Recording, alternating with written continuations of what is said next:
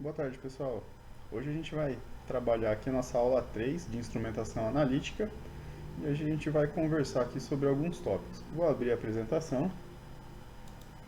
Então aqui a gente tem a nossa apresentação de instrumentação analítica, onde a gente vai estudar hoje os princípios de funcionamento de analisadores, analisador de gás por condutibilidade térmica e por absorção de radiação infravermelho. A gente tem também os gás cromatografia, analisadores de oxigênio paramagnético e eletroquímico. A gente vai ver também analisadores em meio líquido, né? Analisador de pH, condutividade e umidade. Manutenção de analisadores, tanto a preditiva, corretiva como a calibração. E os princípios de funcionamento, né? Onde a gente vai ver na manutenção a calibração, o ajuste dos analisadores e a segurança e a qualidade aplicada à instrumentação analítica. Sobre iniciativa, a gente vai observar também aqui sobre os conceitos de iniciativa, a importância e o valor, formas de demonstrar iniciativa e as consequências favoráveis e desfavoráveis quando a gente tem iniciativa, né? Então, provavelmente aqui eu estou terminando de estruturar, mas esse tópico aqui a gente vai utilizar aqui uma pesquisa aplicada para vocês estarem desenvolvendo. Então aqui a gente tem um sistema analítico. Então aqui a gente tem a instrumentação analítica. Dentro dessa instrumentação a gente pode realizar ela em laboratório ou uma instrumentação analítica de processo, né, dentro da indústria. Dentro da indústria a gente tem o nosso ramo principal, onde a gente vai ter um sistema de amostragem que vai fazer a coleta dessas amostras e esse sistema de amostragem envia a nossa amostra para o analisador e isso forma o nosso sistema analítico. Observando mais de perto, a gente tem aqui o processo. Aqui a gente tem a representação de um tubo de processo. Aqui a gente tem uma estrutura onde tem um sistema de amostragem que vai colher uma amostra do nosso processo, vai enviar para o instrumento analítico e depois envia para a exaustão ou reprocessamento, né? Devolve ela para o processo. A composição do meu sistema de amostragem mais o meu instrumento analítico forma o meu sistema analítico. Então, a composição desses dois instrumentos, né, que o sistema de amostragem pode ser composto até por mais instrumentos, mais equipamentos, formam o nosso sistema analítico. E qual que é a função dentro do sistema analítico do analisador? É manter a segurança dos equipamentos e dos homens, então, função principal aqui de segurança, otimizar a eficiência de equipamentos, então quando a gente utiliza de analisadores eletrônicos, a gente busca eficiência, melhorar ou manter a qualidade dos produtos fabricados. Então, a função do analisador, quando a gente tem mais eficiência, né? Logo, a gente também ganha aqui na qualidade. Monitorar as condições ambientais em um meio. Então, a gente tem que monitorar aqui as condições do ambiente, também pode ser realizado através de analisadores de sistemas analíticos, né? E otimizar a manipulação e o tratamento de efluentes industriais. Então, normalmente, quando a gente utiliza a água aqui dentro da indústria, quando vai devolver para o rio, tem normas ambientais que obrigam que essa água seja devolvida nas mesmas condições em que ela foi recebida, né? Então, a indústria tem que tratar essa água, né? Esse efluente, não só a água, né? Independente, pode ter outros efluentes aqui, como adubo, esterco, né? Algum resíduo aqui do processo. Então, tem que ser tratado esses efluentes para que volte para o meio ambiente de modo que não agrida o meio ambiente, né? Então, o analisador ele priora pela segurança, eficiência, qualidade, as condições do ambiente e o tratamento aqui de efluentes.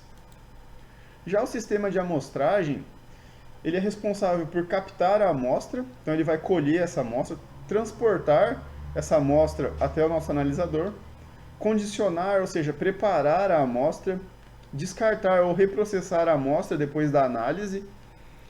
Admissão de padrões, então vai admitir certos padrões em que essa amostra tem que ser coletada.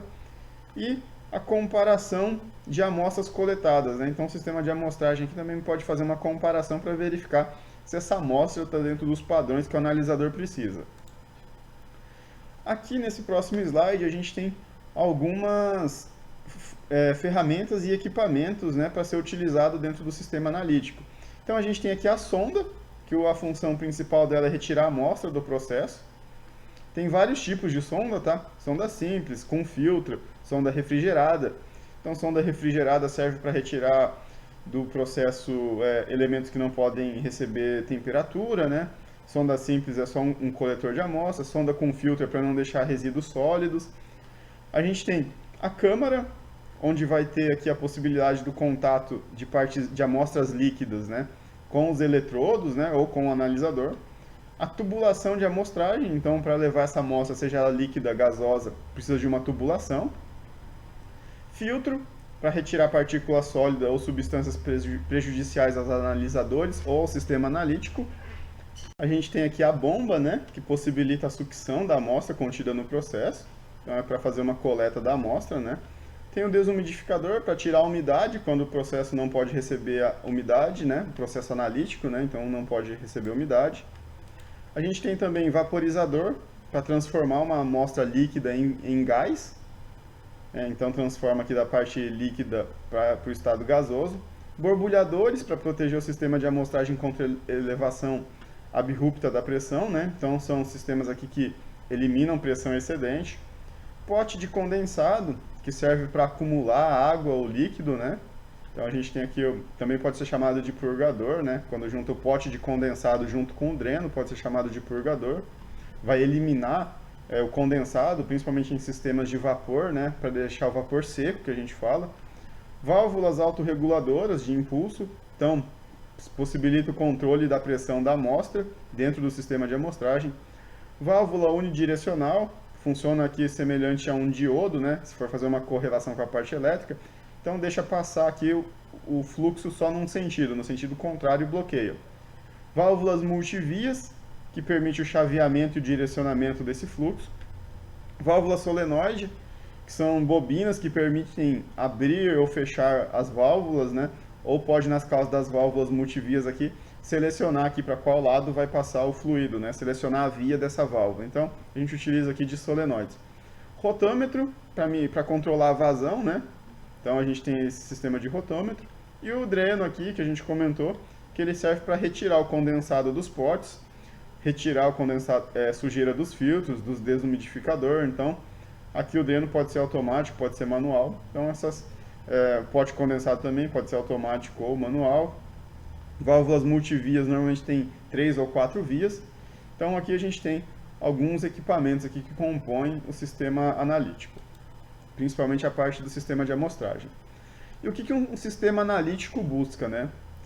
Ele busca melhorar o desempenho agregando precisão nos resultados, tanto na parte de projeto quanto de manutenção, e garantir também o desempenho da continuidade de funcionamento, com que essa planta não fique muito tempo parada. Então, o que a gente precisa para garantir isso aqui é uma boa manutenção e sempre ter peças sobressalentes. Para quê? Para que o nosso sistema não venha a parar e ter que ficar aguardando chegar uma peça. Então, aqui são alguns aspectos, né, algumas características de desempenho que o sistema analítico busca. O analisador de gases, né, por condutividade térmica, entrando aqui no nosso primeiro analisador, ele é um instrumento bem simples, né, um instrumento analítico simples que permite determinar a concentração de um gás dentro de uma mistura gasosa. É um método de análise que consiste principalmente em medir o coeficiente de condutibilidade térmica, né, que a gente chama de K, e relacionar ele com a concentração do gás em análise. Essa técnica ela é antiga já, ela foi criada por Leon Sons em 1880, mas foi para a prática mesmo dentro da indústria só a partir de 1908, através de equipamentos desenvolvidos por Coepsol.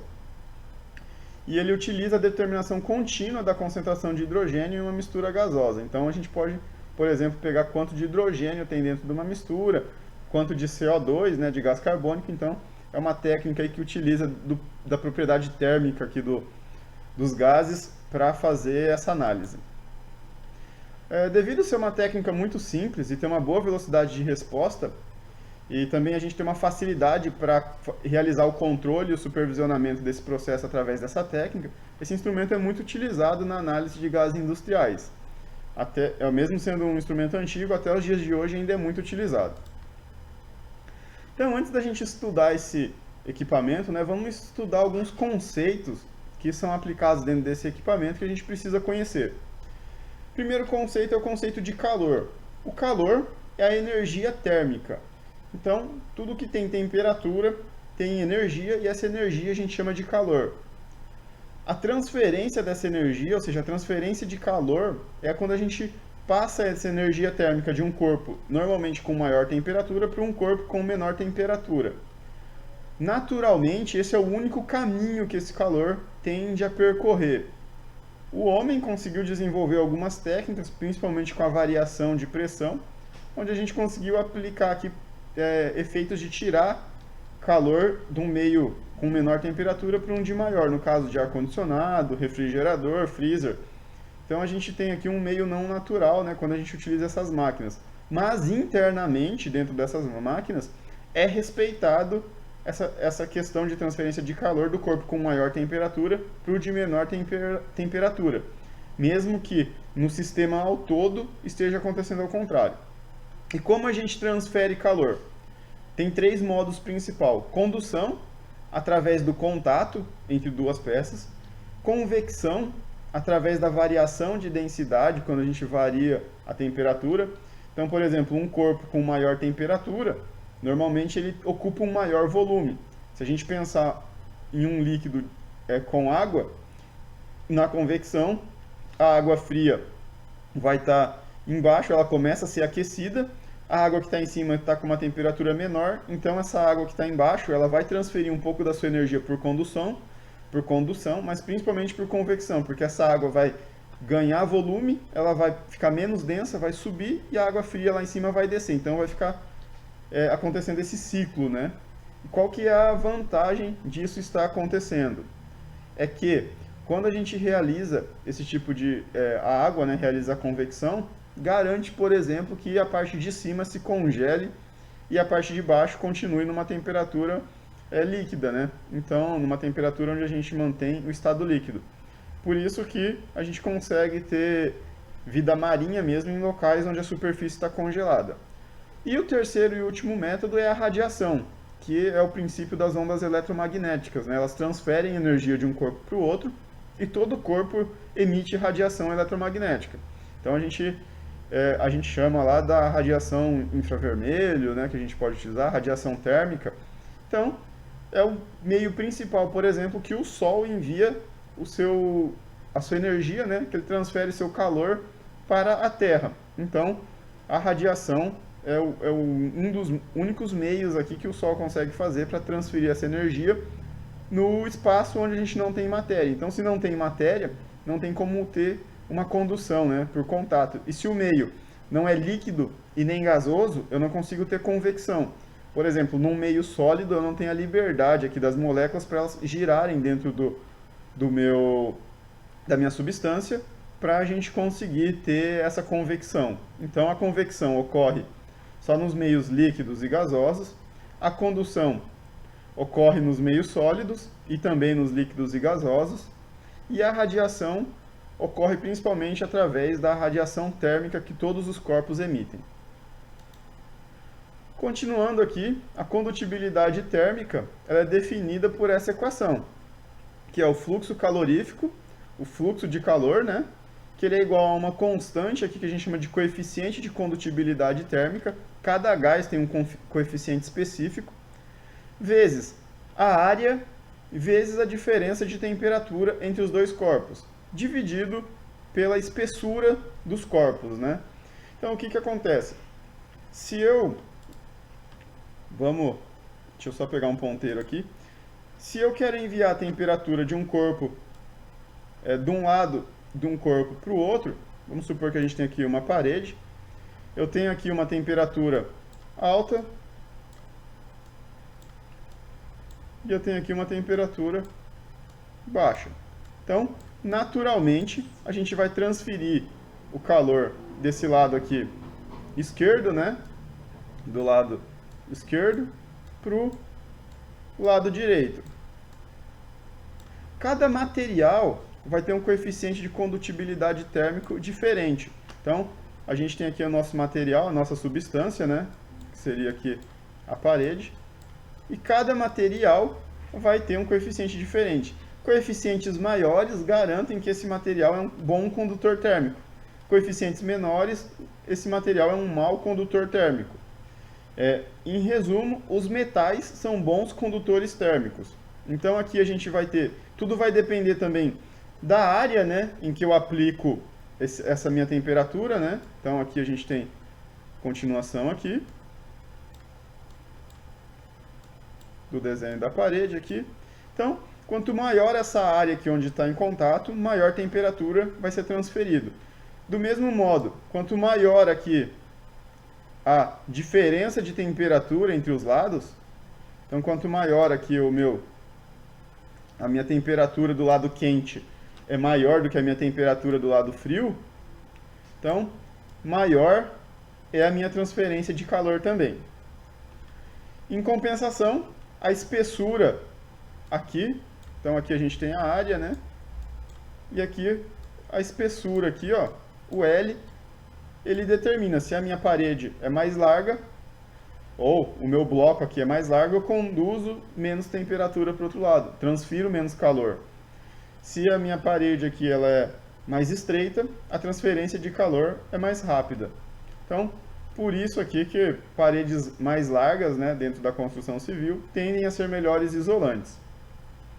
Então aqui a gente tem o que essa fórmula aqui, essa equação quer dizer, né? Ela está relacionada aqui com esses fatores aqui, onde a minha temperatura, quanto maior a diferença, né, do lado quente for maior que a do lado frio, vai transferir melhor a área dessa temperatura e também a constante K do próprio material, né? Cada material tem uma constante, e o meu L aqui, que é a minha espessura. Um bom exemplo disso é que se a gente aquecer a nossa frigideira e encostar a mão em cima dela, como a área é bem grande, vai transferir bastante calor para a nossa mão, provavelmente vai queimar e machucar. Se eu pegar, por exemplo, agora uma agulha e aquecer essa agulha, ela já não vai transferir tanto calor, porque a área é pequena.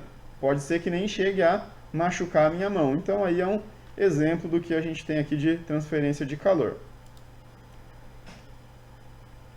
Dando continuidade, aqui para a gente fazer essa análise em gases, foi estipulado um coeficiente de condutibilidade relativo do gás. Então eu pego um gás de referência, no caso o ar aqui, ó, e eu divido pelo meu gás que eu quero analisar. E isso vai me dar um valor. Por exemplo, se eu tiver ar dividido por ar, vai ser sempre igual a 1. Agora, se eu tiver um gás que ele conduz menos, essa relação aqui vai ter uma diferença, e essa diferença vai me dar um valor de Kr aqui, que é uma das funções aqui que os nossos analisadores utilizam, né? A constante térmica, que eu esqueci de citar aqui na fórmula de trás também, a constante térmica, a unidade de medida é joules, representado pela letra J, dividido por segundos, vezes metro, vezes Kelvin. Então, esse aqui é no sistema internacional. A área, metro quadrado, temperatura em Kelvin e a espessura em metros. Então, essas são as nossas variáveis, e o fluxo calorífico em joules por segundo, que é a mesma coisa que watts. Então, joule por segundo é a mesma coisa que watt, representado pela letra W. Então, aqui a gente tem essa relação e as unidades no sistema internacional. Então, todas essas unidades são no SI, Sistema Internacional de Medidas. Continuando aqui, a gente tem aqui a relação aqui entre a unidade do sistema internacional e a unidade alternativa, né? Então aqui eu tenho no sistema internacional. Aqui eu tenho uma unidade alternativa bem utilizada em algumas tabelas, que é a quilocaloria dividido por hora, por metro, por grau Celsius. Então a gente tem aqui, ó, para fazer a relação, que se eu tiver 1 quilocaloria por hora, por metro, por grau Celsius, é só eu multiplicar essa 1 caloria por 1,16 e eu vou ter o valor no SI.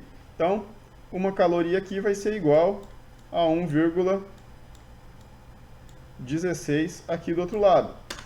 2 calorias aqui vai ser igual a 2,32. E assim por diante. Então a gente tem a relação aí. E o contrário também, né? Se eu tiver 1,16 é só dividir aqui que eu chego também lá na minha unidade alternativa. Então aqui a gente tem uma tabela dos principais coeficientes de condutibilidade térmica dos principais gases e os coeficientes relativos com relação ao ar atmosférico. Então o ar atmosférico é uma mistura, ele não tem uma fórmula específica. A 0 graus, o coeficiente de condutibilidade dele é 0,0192. É importante aqui usar 4 casas, porque são valores pequenos. E a 100 graus, 0,0245. Então, a 100 graus, o ar consegue transferir mais calor do que a 0 graus. Em relação ao ar, tudo é 1, né? Então, se eu pegar o ar dividido pelo ar, vai dar 1. Depois a gente tem o argônio. Pode ver que ele conduz menos que o ar, então ele isola mais calor do que o ar. Então aqui a gente tem a relação, cerca de 30% menor, né? Aqui deu 0,7, né? Aqui a gente tem o dióxido de carbono, ou o gás carbono. A gente tem aqui 0,0118, então tem outra relação aqui também, menor, mais isolante do que os dois anteriores. Só que a 100 graus ele se equipara com o argônio, né? Então a gente tem uma relação aqui para 100 graus igual e para 0 graus ele é mais isolante térmico do que o argônio. A gente tem aqui no dióxido de enxofre, o hélio, o hidrogênio, o metano. O hélio e o hidrogênio, a gente tem uma característica aqui bem especial, né? A condutibilidade térmica deles é bem maior do que a do ar. Tanto é que a gente usava balões de gás hélio ou balões de hidrogênio lá, e os dirigíveis também, para realizar essa... porque eles aqueciam muito rápido, né? Então economizava energia e assim eles conseguiam se tornar menos denso que o ar e flutuar no ar, né? Então aqui é um dos motivos aqui porque esses gases eram utilizados. O grande problema dos balões e dos dirigíveis é porque esses gases são inflamáveis, né? Então, qualquer faísca, qualquer acidente que pudesse ter, corria o risco de explosão, né? O risco de pegar fogo. Então, aqui a gente tem um dos motivos. Então, a gente pode ver aqui, ó, que esses gases chegam a ser de 6 a 7 vezes mais condutivos em relação ao calor do que o ar atmosférico, a 0 graus. A 100 graus, o hidrogênio se mantém aqui em 7 e o hélio pode ver que ele diminui. Então aqui a gente tem uma relação de um gás aqui que ele é um bom condutor térmico. Depois a gente tem o monóxido de carbono, nitrogênio e o oxigênio. Então, com as suas devidas relações aqui, né? O monóxido de carbono quase igual ao ar atmosférico e o nitrogênio e o oxigênio um pouquinho maior, né? Então, como exercício aqui para a próxima aula, né? Exercício aqui que vai estar lá na plataforma do meu Senai, vocês têm que converter todas essas unidades aqui para o sistema internacional e montar uma nova tabela com o sistema internacional de medidas. Pode observar que aqui a gente está num sistema alternativo, né? A gente tem quilocaloria dividido por hora, por metro, por grau Celsius. Então, converter aqui para o sistema internacional de medidas. Continuando, o analisador de gases, então, ele vai se aproveitar da condutibilidade térmica numa mistura, né? Por quê? Ela vai mudar conforme a gente muda a concentração dessa mistura. Então, o que a gente tem? O coeficiente de condutibilidade aqui da mistura, condutibilidade térmica, onde a gente vai somar aqui o coeficiente de condutibilidade de um dos gases, vezes a sua fração molar, ou seja, quantos moles, né, de modo mais simples, quantas moléculas em relação ao todo a gente tem desse gás, vezes a massa molar desse gás específico elevado a 1/3. Depois a gente pega o outro gás da mistura, faz o mesmo cálculo em relação à fração molar e a massa molar e acha o cálculo. Isso tudo vai ser dividido. Tem um erro aqui nessa equação, deixa eu só corrigir. Então esse KI aqui embaixo não tem, né? Senão daria 1, não faria sentido. Tudo isso vai ser dividido aqui pela soma da fração molar vezes a massa molar de cada gás elevado a 1/3. Então, a gente, depois de fazer essas somas, a gente tem uma condutibilidade térmica média aqui da mistura. A precisão dessa equação aqui, dentro dos analisadores, ela é na casa de 2% de erro que a gente vai ter aqui. Então, a gente tem 98% de precisão. Então, 2% aqui é a chance de ter de erro aqui, e 98% é a precisão aqui dessa equação dentro de uma mistura. Então pode ver que é uma equação bem aproximada, né? Tem uma boa precisão, então a gente consegue utilizar ela muito bem aqui dentro dos processos industriais. Uma desvantagem que a gente pode citar é que quanto mais gás a gente tiver aqui, mais difícil é de aplicar a equação. Então, normalmente são misturas mais simples, né? De 1 ou 2 gases. Então, como que esse analisador vai funcionar? A gente tem aqui a câmara de medição, representada aqui por essa letra M. Nessa câmara, a gente tem um filamento aqui, ó. Deixa eu só pegar um ponteiro aqui. Então a gente tem aqui, ó, um filamento aqui, ó, em preto aqui.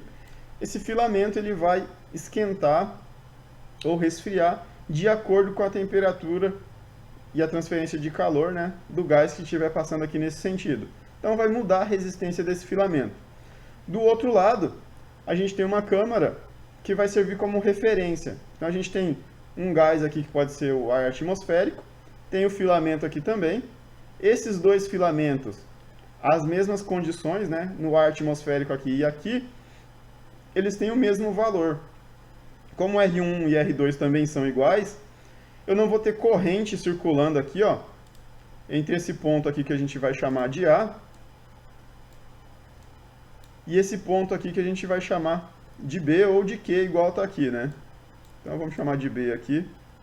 Então eu não tenho corrente circulando aqui nesse ponto. Então meu amperímetro aqui vai indicar para mim 0 mA. A partir do momento que eu faço essa calibração, esse ajuste para dar 0 mA aqui, normalmente utiliza-se aqui alguns potenciômetros aqui, ó, para fazer essa regulagem, né?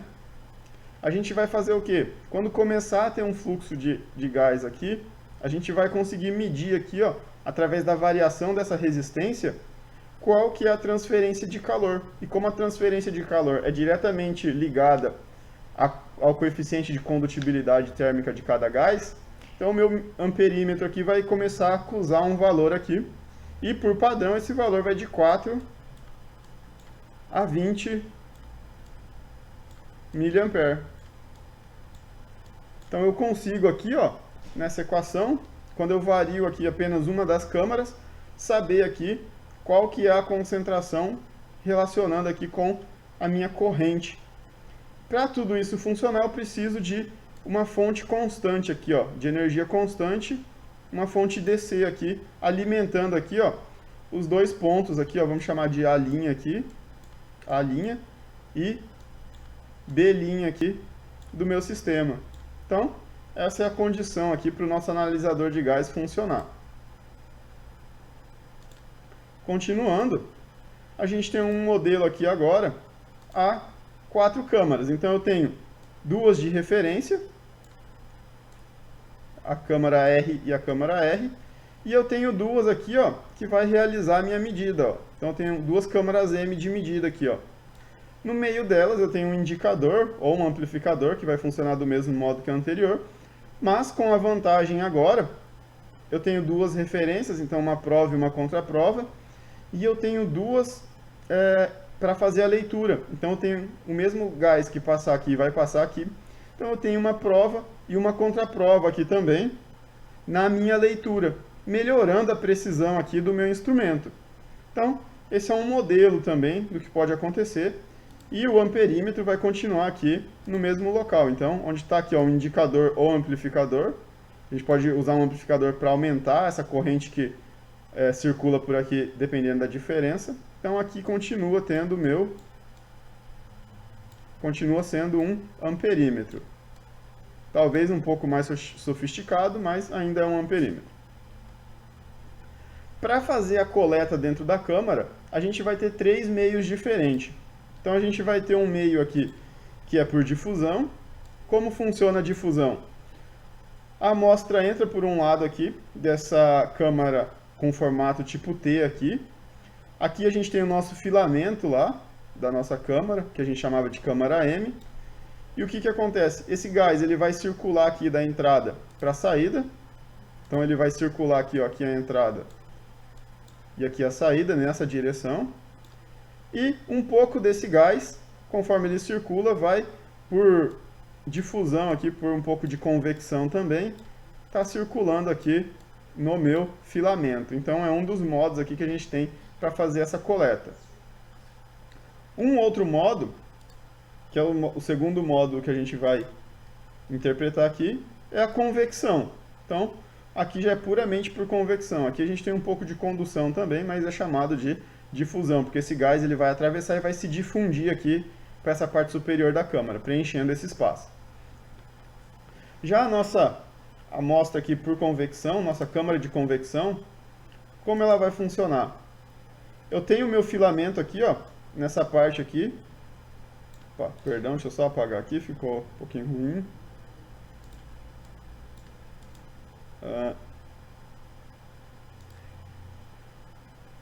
Então, como vai funcionar nessa câmara? Eu tenho aqui o meu filamento, ó. Então, tenho o meu filamento aqui, que é essa barra. O gás, ele vai fluir aqui na direção aqui da entrada aqui dessa seta para essa seta superior, nessa direção aqui, mas devido ao processo de convecção e de transferência de calor, esse gás também vai pegar essa rota alternativa aqui, ó, que passa aqui por trás, saindo aqui desse lado. Então, esse gás aqui vai aquecer também conforme esse gás passa, gerando aqui o aquecimento do nosso filamento, né? Então, aqui a gente também tem um outro modelo de câmara que os analisadores podem estar utilizando. O terceiro modelo, que é o fluxo direto, como o próprio nome já diz, a gente tem o nosso filamento aqui, ó, e a nossa câmara, ela vai ter a entrada aqui onde vem a amostra, vai passar diretamente aqui pelo filamento fluxo e vai ter a nossa saída. Então, esses 3 modos aqui é como a gente consegue fazer a captura e amostragem de um gás dentro de um sistema analítico, né? 3 tipos de câmara aqui que a gente pode estar utilizando.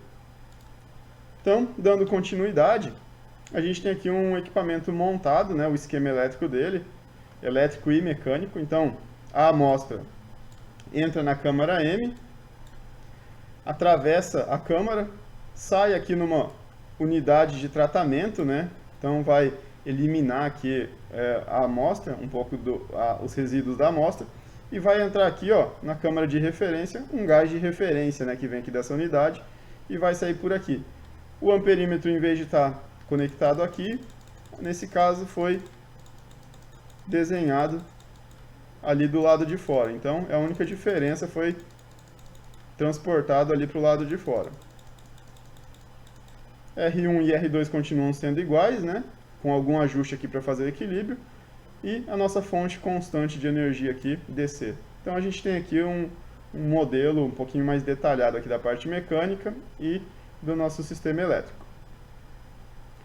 Um local onde a gente consegue utilizar esse tipo de sensor e fazer essa análise é em fornos de fundição ou alto forno, né? Então o que acontece? Matéria-prima entra aqui por cima, ó. Então aqui está ligado na câmara, entra aqui nesse espaço aqui, ó, é a entrada da matéria-prima. Vai aquecer aqui, a gente tem um soprador de ar aqui, né? Esse tubo aqui é um soprador de ar. Ele vai, o ar vai entrar por aqui e vir aqui através dessas ventaneiras aqui, né? Dessas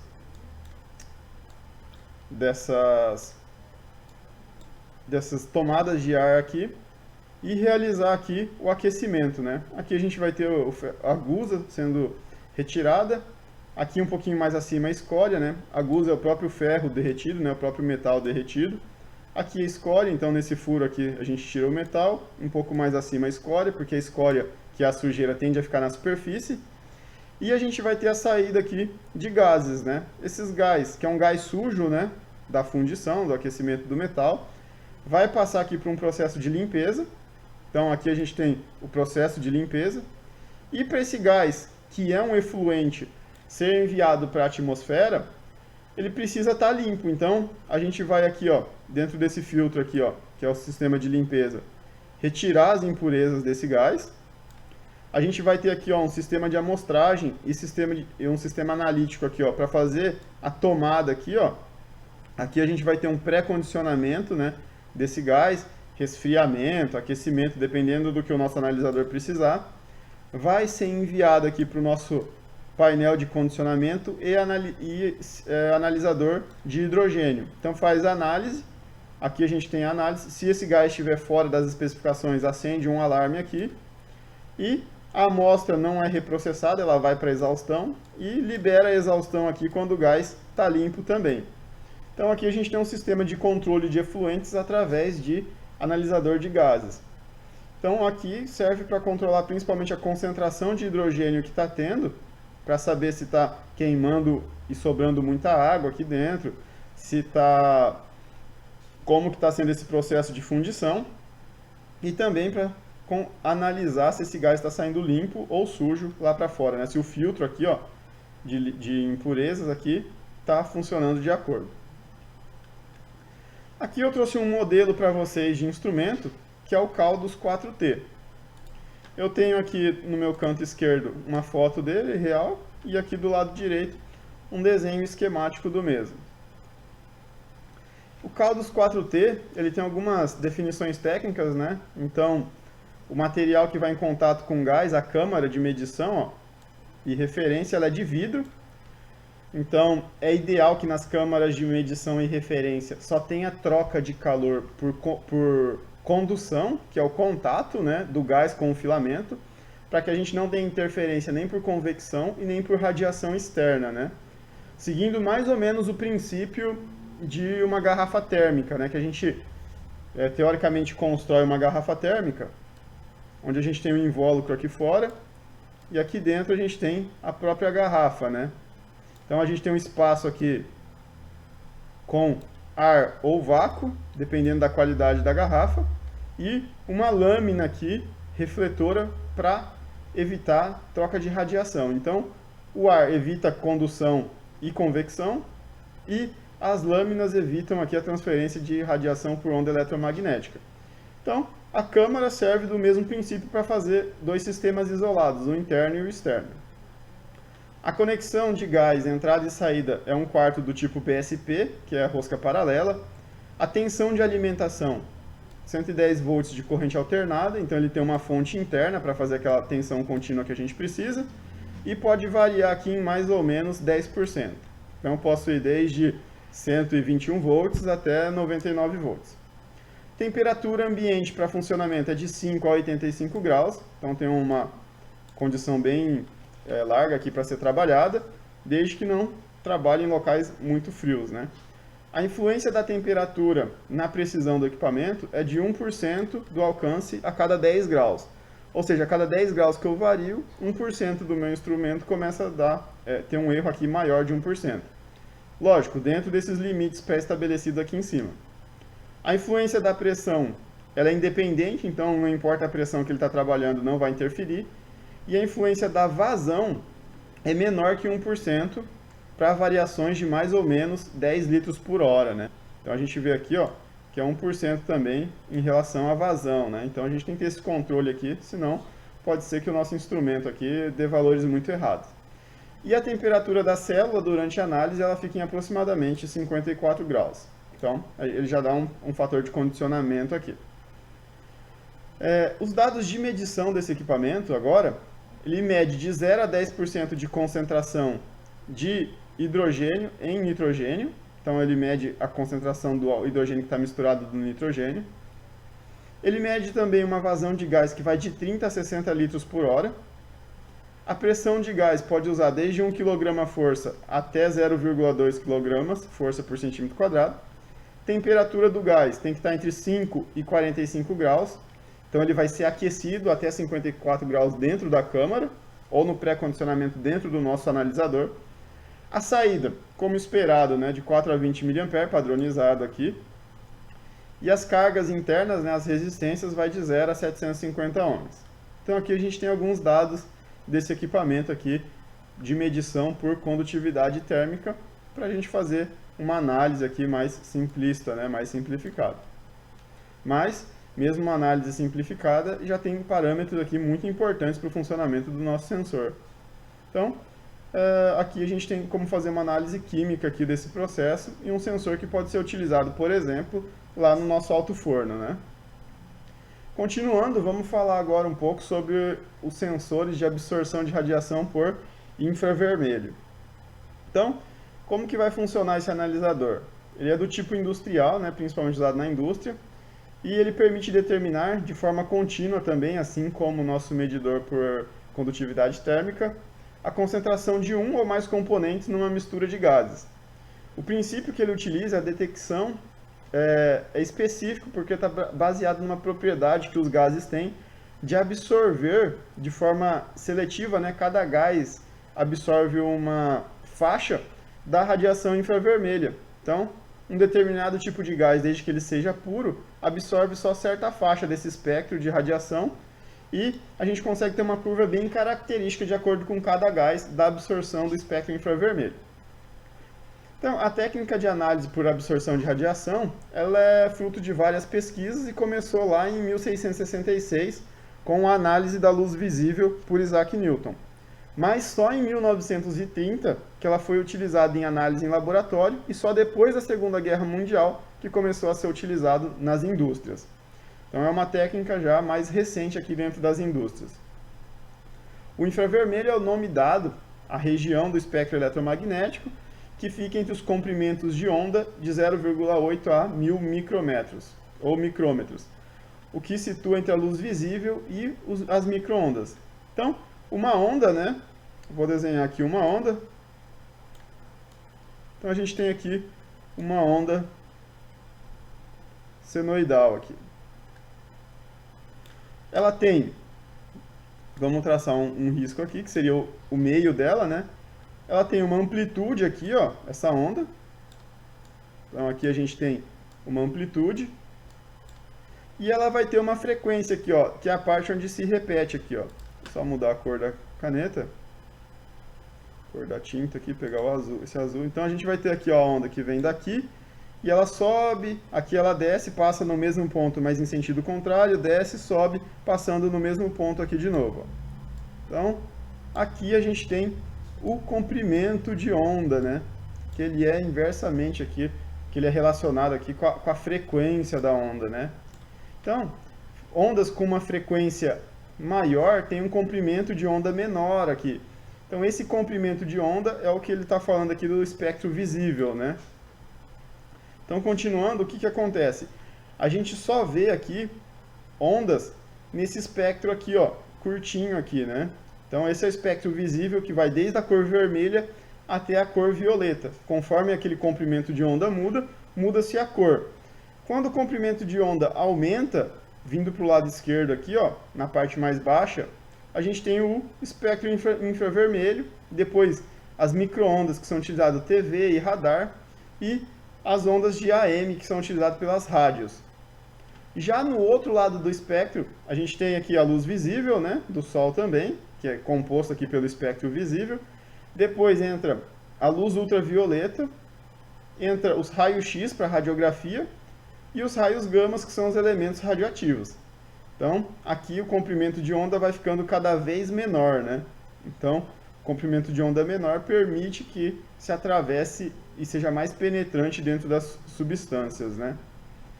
Então, continuando aqui, eu tenho um outro gráfico aqui, ó, onde o infravermelho pode ser chamado de infravermelho próximo. Então, eu tenho o infravermelho próximo aqui, ó, quando ele está mais perto da luz visível. Então esse gráfico aqui ele está invertido, né? A microondas está mais para cá, então aqui o comprimento de onda está aumentando, lá era diminuindo para esse lado, só não confundam. Intermediário, quando ele está mais afastado, então de 0,8, a luz visível aqui é 0,4 até 0,8 micrômetros, já o infravermelho vai de 0,8 até 1000 micrômetros, e de 0,8 a 1,5 é o infravermelho próximo. De 1,5 a 15 é o infravermelho intermediário, e de 15 a 1000 é o infravermelho longínquo, né? Então todos eles são infravermelhos, mas cada um recebe um nome específico de acordo com a faixa aqui. Isso é importante porque os gases vão ser definidos aqui de acordo com as faixas, né? Então, vamos entender como que essa radiação ela é absorvida. As moléculas dos gases elas podem ser representadas de forma bem simplista por duas esferas ligadas por uma mola. E o que acontece?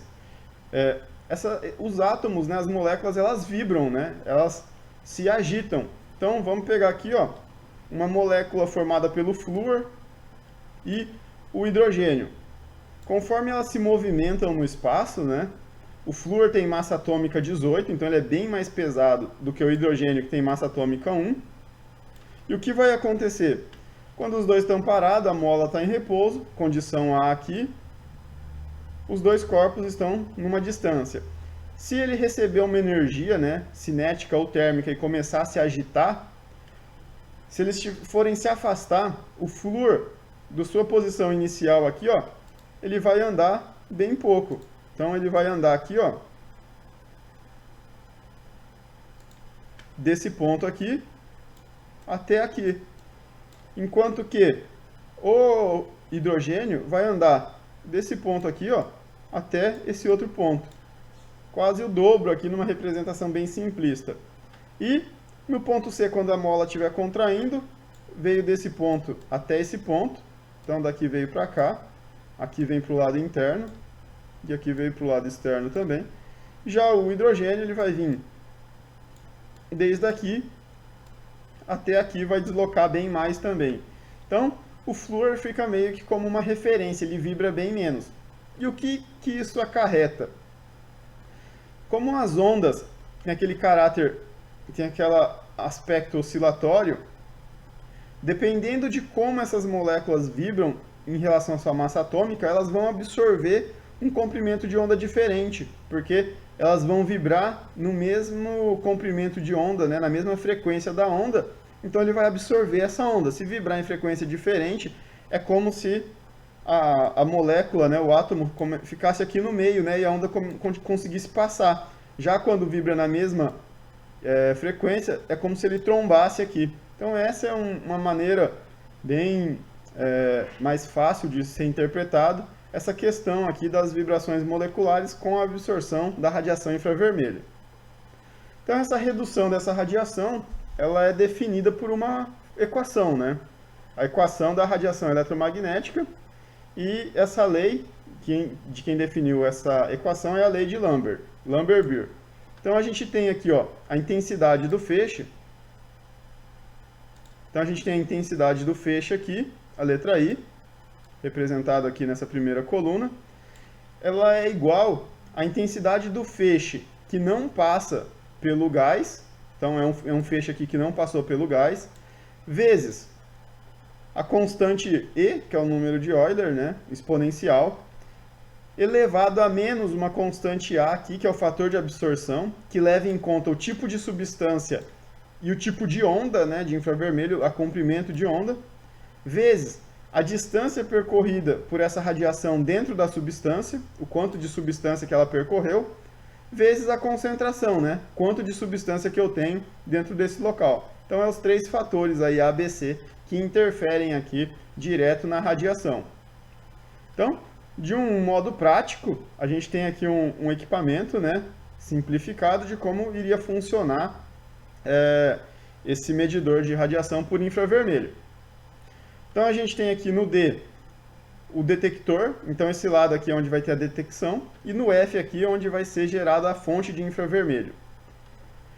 Infravermelho pode ser abreviado por IV ou por IR, né? Infrared do vermelho ou infravermelho do português. Então aqui, ó, a gente tem aqui gerando aqui a nossa fonte de infravermelho. Ela vai sair por aqui. vai atravessar essa câmara aqui, onde não tem gás absorvente, que não absorve radiação. Então vai se chocar aqui nessa câmara, atravessou, se chocou aqui nesse outro espelho, convergiu e veio aqui para o nosso leitor. Aqui a gente vai ter um I0 que não passou pelo nosso gás. Então, o B aqui, ó, nosso fator de comprimento aqui, ó, de quanto de gás que a gente percorreu com o nosso raio infravermelho. O nosso A está relacionado ao tipo de feixe, né, ao comprimento de onda do feixe e ao gás. E o nosso C está relacionado aqui à concentração do gás. Então, para gás não absorvente, a gente vai ter um A e um C específico aqui também. Um A e um C específico aqui quando não é absorvente. Para aqui, o I0 aqui nesse caso, passando por aqui, vai ser igual ao I, né? Porque não absorveu nada. Já do outro lado, a gente vai vir com gás aqui, vai refletir, vai passar aqui nessa câmara.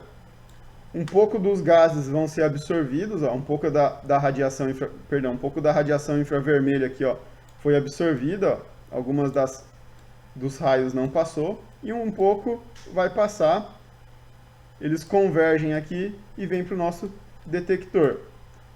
Então, esse detector, através da quantidade de radiação infravermelha que chegou aqui e da que chegou aqui, em relação ao comprimento de onda, chamado de lambda aqui, né? Igual a gente viu lá, ele vai indicar para a gente a concentração aqui desse gás e a gente vai saber qual que é o gás que está aqui dentro, de acordo com a radiação infravermelha absorvida. Nesse gráfico aqui, vai ficar mais fácil da gente interpretar isso. Por quê? O gás dióxido de carbono, CO2, ele absorve radiação infravermelha com essa característica aqui de espectro. Ou seja, então, de 3 aqui, ó, se a gente pegar aqui mais ou menos de 3 até 4 e um pouquinho, 4.2 aqui, são os pontos que ele mais absorve. Então, se o meu analisador enxergar um espectro chegando aqui, né, no meu detector, igual a esse espectro de onda aqui, absorve mediano em 3 e bastante em 4, e no meio aqui não absorve, ele vai ficar fácil para ele identificar que isso é o gás carbônico dentro de um banco de dados, né? Já o monóxido de carbono aqui embaixo, ó, ele absorve só em 5 aqui, ó. Só o CO, só na faixa de 5 micrômetros. E o que isso mostra pra gente? Que só por retirar um oxigênio do CO2, já mudou completamente a estrutura aqui da nossa substância e mudou a absorção dela em relação aos infravermelhos, né? Aqui eu tenho um carbono com uma ligação covalente aqui de cada lado aqui dos meus Os, que dá essa característica de absorção. Já aqui nesse caso eu tenho só um carbono ligado direto só com um oxigênio. Então a característica aqui, a absorção é diferente, né? Então as frequências que eles vibram aqui vibram diferente. Então aqui como se fossem duas frequências vibrando, né? Uma maior e outra menor. E aqui a gente tem só uma frequência vibrando. Quando a gente vem aqui para o metano, nessa outra curva, o CH4, então a gente tem um carbono ligado a 4 hidrogênios, CH4, ligação covalente também. Acontece que esse gás, ele tem aqui, ó, um ponto aqui próximo de 3,5, 3 e alguma coisa, quase 4, e um ponto em 8. Então, essa característica de absorção é para esse gás metano. Então, se o analisador identifica a absorção nessas faixas de onda, ele sabe que é o gás metano. Já o gás aqui, o etano, C2H6, que tem uma fórmula estrutural assim, C2 ligado em 3 Hs aqui, ó. Cada um desses risquinhos aqui é um H. Então não vou desenhar os Hs aqui para não ficar sobrecarregando, né? O etano, ele absorve aqui próximo de 3,5. Absorve aqui próximo de 7, com menor intensidade. E uma barriga maior aqui, quase próximo de 12 aqui, ó. Então, quando o analisador recebe lá no receptor as ondas e faltam essas ondas aqui, ó, exatamente nessas proporções, ele sabe que ele consegue desenhar essa onda e ele observa qual tipo de gás que é através das características das ondas. Cada gás tem suas características de onda já definidas, né? Eu trouxe alguns aqui só para a gente estar exemplificando. Então a gente pode observar aqui que tem alguns padrões, né? Por exemplo, aqui sempre que tem um carbono ligado numa estrutura aqui semelhante, né? Um O de cada lado, a gente tem algo perto do 3 aqui, né? Aqui também, mesmo que tem 4, mas é semelhante, né? Aqui também tem 2 carbonos, puxou um pouco mais para o lado do 3. São só algumas observações que a gente tem aqui, né? Mas a gente consegue encontrar essas ondas prontas aqui e os analisadores dentro deles já trazem essas ondas. É importante a gente entender o funcionamento do analisador para quando fazer a calibração ou quando for fazer algum teste, né? Alguma manutenção nesses equipamentos. Então, o analisador por absorção de radiação infravermelho, ele tem duas formas, né, que eles podem ser classificados. O tipo dispersivo, que também pode ser chamado de espectrofotômetro, e o tipo não dispersivo. A gente vai estar falando aqui do tipo dispersivo da filtragem negativa e positiva, e a gente vai estar dando uma ênfase maior aí na próxima aula, né? Só para adiantar um pouco, aqui é o tipo dispersivo, para a gente analisar. Ele é composto aqui por a filtragem negativa, essa de cima, filtragem positiva aqui embaixo. A gente tem uma câmara de análise, que é essa maior. No positivo tem 2 câmaras de análise. No positivo a gente tem uma câmara de referência aqui embaixo. Então aqui embaixo é uma câmara de referência.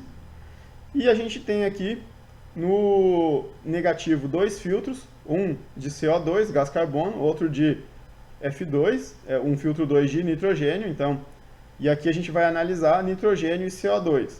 Então, como funciona? A gente gera o feixe aqui nesse canto aqui, ó, nos dois lados, está gerando o feixe, né, a fonte de infravermelho, vai atravessar essa câmara. No negativo, os gases vão absorver aqui, vai chegar no CO2, vai absorver a parte de CO2 e vai chegar aqui só o que sobrou de nitrogênio. Então, através da diferença aqui do que absorveu na mistura e nesse filtro, ele consegue ver aqui quanto de nitrogênio de concentração tem aqui. Já no caso de baixo, ele vai ver o quanto de CO2 tem aqui. Vendo a diferença entre eles, consegue determinar a concentração, passa por um amplificador de sinal aqui e manda para o nosso controlador ou para um indicador, né? Pode ser para o CLP, pode ser para um indicador também. Já o de filtragem positiva, cada feixe de infravermelho, um passa na mistura, o outro passa só no nitrogênio. Então, esse aqui passou no nitrogênio, depois passa no gás carbônico, CO2, e vem para o amplificador. Dependendo da concentração aqui da nossa câmara de referência e do nosso D2 aqui, né, dos nossos detectores de infravermelho, pode ser que chegue mais ou menos raios aqui com essa característica, né? Provavelmente vai chegar raios aqui com comprimento de onda que não seja nem de N2 nem de CO2. Já aqui em cima a gente tem a mistura, né, de CO2 e nitrogênio, gás carbônico e nitrogênio. Então, o raio vai passar por aqui, vai absorver um pouco, tanto de nitrogênio quanto de CO2, vai filtrar aqui só por CO2 e vai receber aqui nesse detector, e ele vai fazer a diferença aqui também.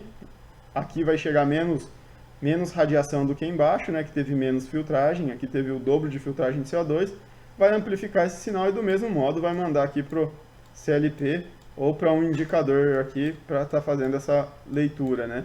Então, a gente tem aqui o analisador do tipo espectrofotômetro. Devido ao tempo já que passou da aula, a gente vai deixar aqui os outros tipos de analisadores para depois. As dúvidas que vocês vierem a ter, pode estar deixando aí nos comentários, que eu vou estar respondendo, e pode estar deixando no meu Senai lá também, que a gente vai estar tirando as dúvidas. Postem as dúvidas e resolvam aquela atividade que ficou lá da conversão dos valores, que vai estar postada lá no meu Senai. Obrigado a todos, uma boa noite e bom estudo a todos vocês. Até mais.